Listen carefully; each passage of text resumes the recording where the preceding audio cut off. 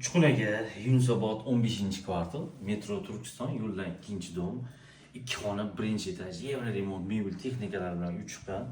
Xo'p, mana podyezddan kirib kelish, mana Wi-Fi'largacha bor. Xo'p, sanuzilni mana bitta qilib olishgan, mana stiralka diskamiz, hamma narsada quvvat qo'yiladi. Xo'sh, mana zal.